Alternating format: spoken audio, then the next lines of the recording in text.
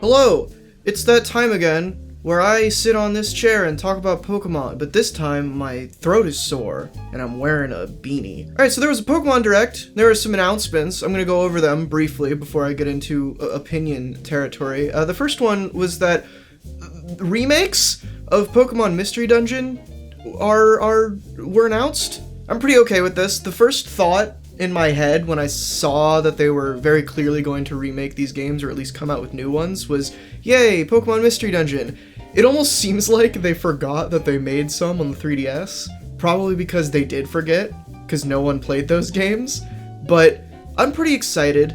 I don't know. I'm not super excited, honestly, because after seeing some of the footage, I'm a little tentative, because the gameplay doesn't look great, and the art style is fun. They're doing like a painterly like filter over the 3D designs and stuff. I think they could have gone like a step further and made it. The games are probably very clearly made out of assets from Sword and Shield, or at least the assets that they've had forever.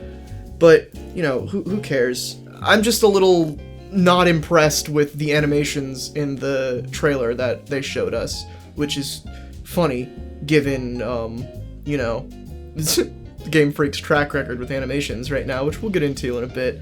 But yeah, so Mystery Dungeon remakes were announced, which is interesting because the Mystery Dungeon games haven't been remade yet, and we also haven't seen a remake aside from the Let's Go games, which is like kind of a remake on the Switch yet.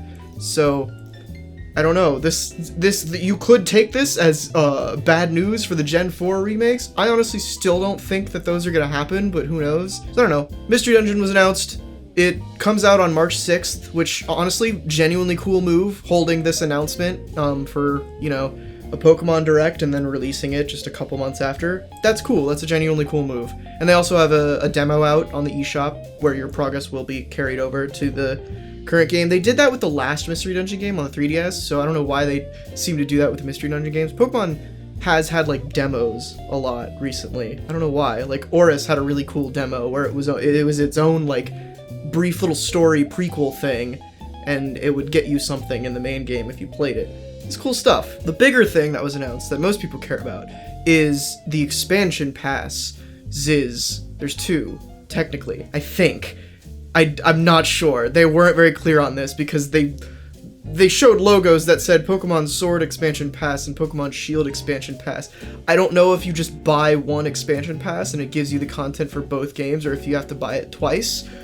That would be a nightmare. They kind of equated these expansion passes to like the third game or the sequels that Pokemon games have always gotten, like, you know, Emerald, Platinum, Black 2, White 2.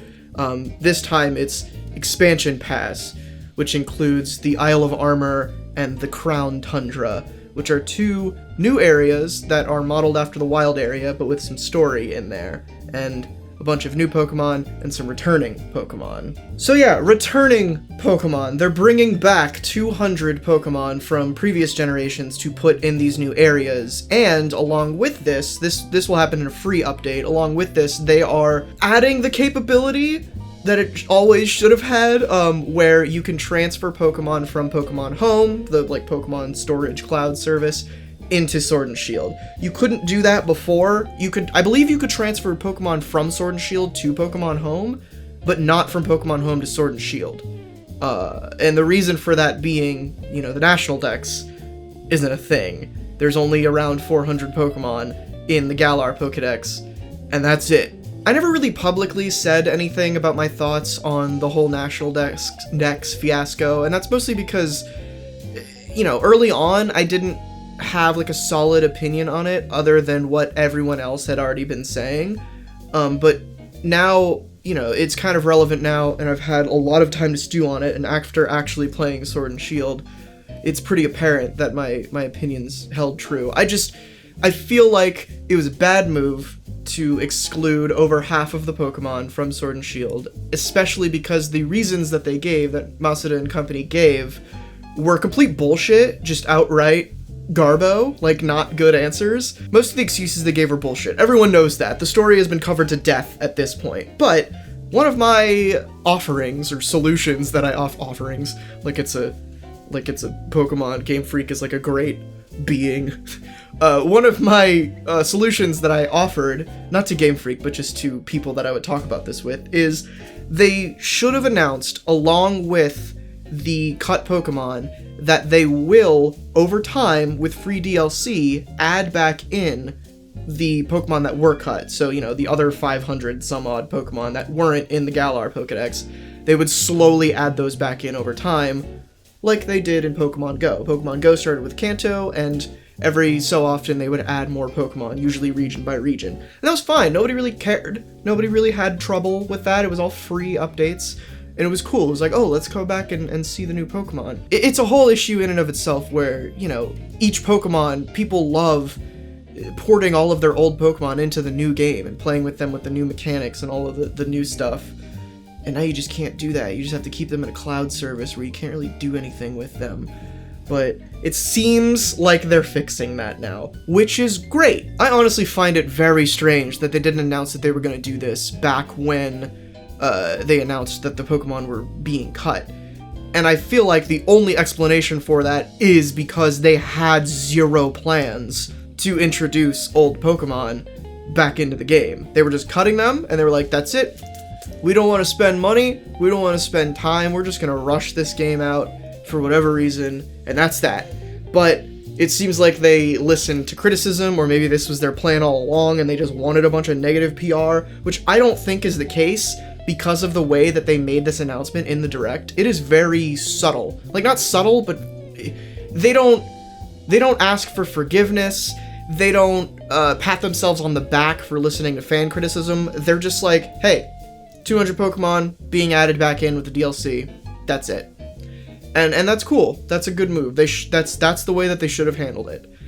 I would have been annoyed if they were like, go for us. Good on us for adding the Pokemon back in and listening to our fans. I hate when companies do that, where they take negative PR and spin it into something cool by just being like, we listened and now it's here, even though the thing that they listened to was obviously just should have been included from the start. It's like when they stopped selling the Kinect with the Xbox, like bundled, and they made it cheaper, and they were like, this is a selling point, you don't need the Kinect anymore, and everyone was like, yeah, no shit, no one wanted it. Didn't just make it a peripheral, no one fucking wanted it, and it just increased the cost of the console. So, what do you want, a cookie? Like, no. Now, I would have liked for them to, in addition to saying that the 200 Pokemon are returning, that the rest of them will also come back at some point. And this is making me a little nervous that they didn't say that, because they, remember the last time they didn't say that Pokemon were returning was when they announced that Pokemon were being cut. And we now know that there probably was no plan for them to add the Pokemon back in. So it almost seems like they're still being tone deaf, and they're still just... this could just be like some guy in their office was like, what if we add new Pokemon back, or returning Pokemon back in with the DLC, since we have more time to work on the game.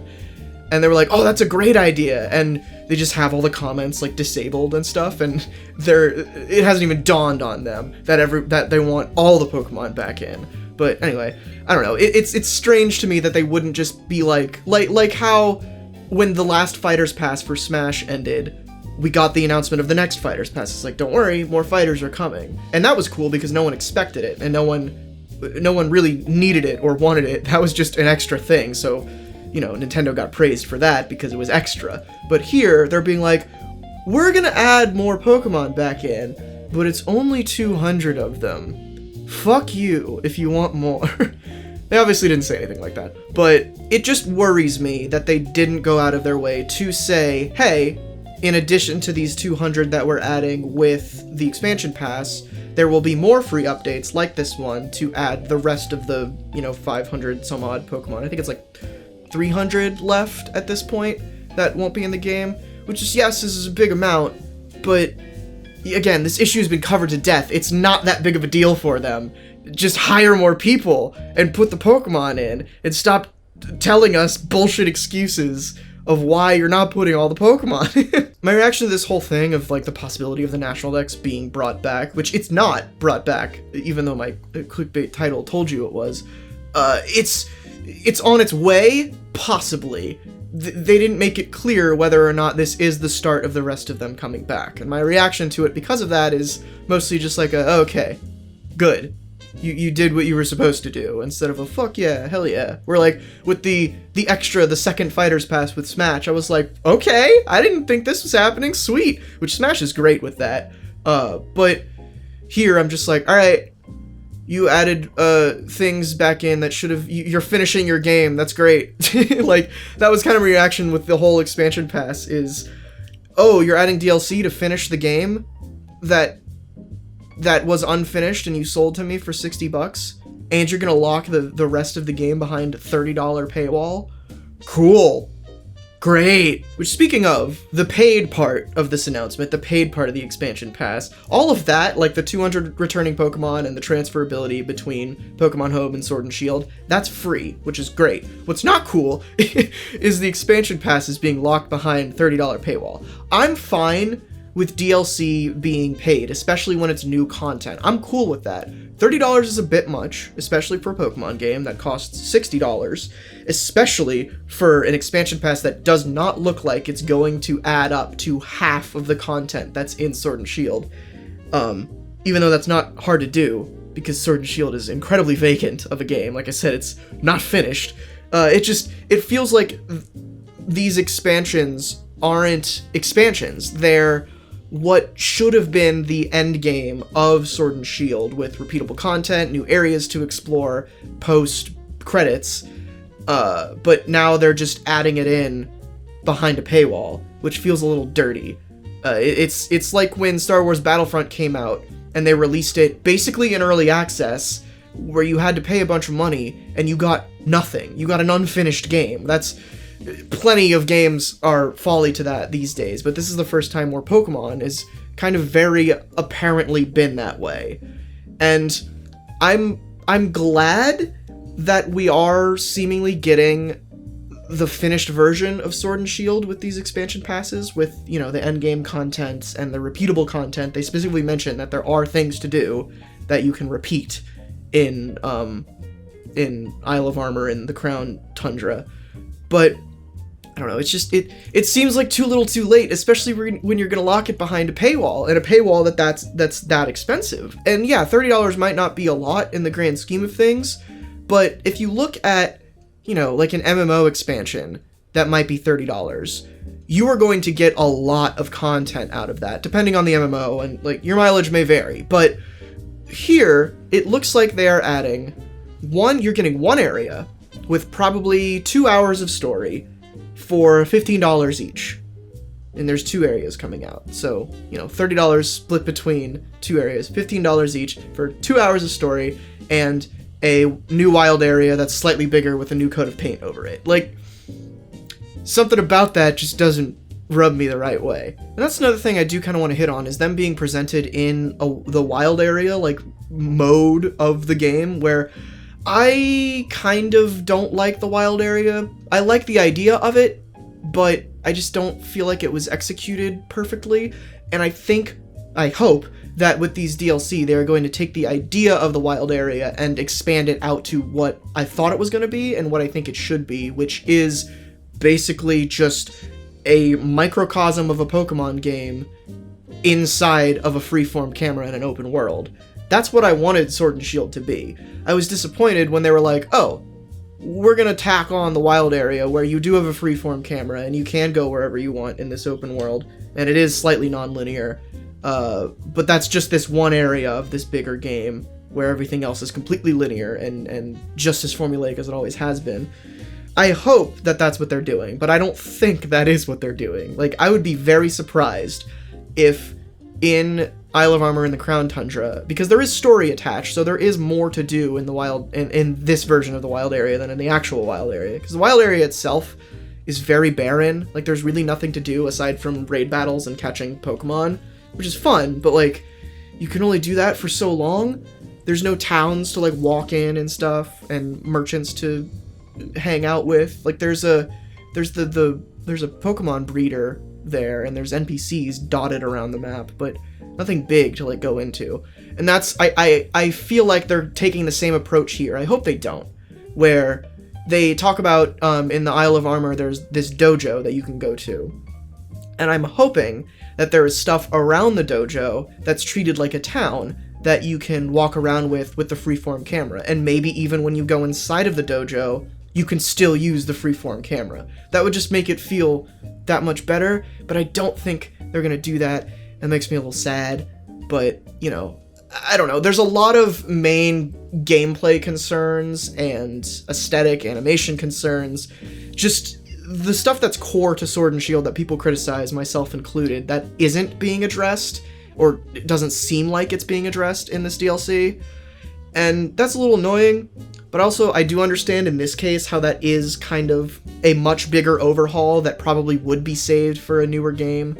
Like, maybe the Gen 4 remakes will come out and they will blow everyone away. Like, they will be crazy good. Like, they'll take the let's go approach of taking the world and the story and the characters and, like, adding new types of gameplay on top of it, so it's like a half remake. I'd be very okay with that. Like, take the world of Sinnoh, redesign it so you can look at it from every angle, and just let the player have a freeform camera and make it a little more non-linear. Obviously, you're making a remake, so it can't be completely non-linear, unless they way overhaul the game, which I would also be okay with. But, you know, we're in an interesting spot with Pokemon right now, where they made the jump to the next generation on the new console, and they didn't do basically anything anyone wanted or expected for a new generational jump.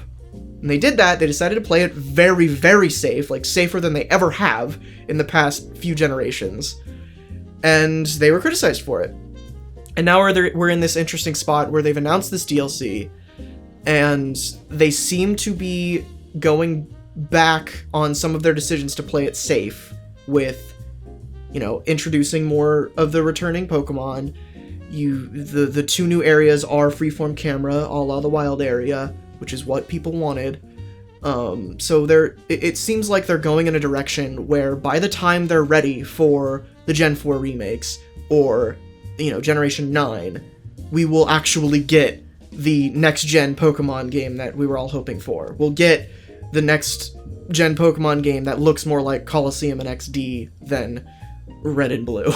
You know, we'll get something that seems like it belongs on the Switch and not just a 3DS game that is higher res. I actually haven't looked at a lot of the reaction to the Direct. I looked at a little bit on Twitter and Reddit, but I didn't want to get exposed to too much because I just wanted to get my opinions out there on what I was thinking. I could be completely wrong. I know I saw a couple people that were very happy with the Direct, and that's great. For me, I just think it was a little too late, but that's fine. It's a step in the right direction, I guess, if you want to take it like that. I'm just glad they didn't pat themselves on the back for taking a step in the right direction. But yeah, all of that to say that I want to know what you guys think, because I don't really know what the general populace thinks right now about this Direct. So yeah, do you think the National Dex is coming back? Do you think the next Pokemon game is gonna be non-linear and have a freeform camera? Who knows? I sure as shit don't. Game Freak probably doesn't. The Pokemon Company probably knows what they want, but they just haven't told anyone yet. So anyway.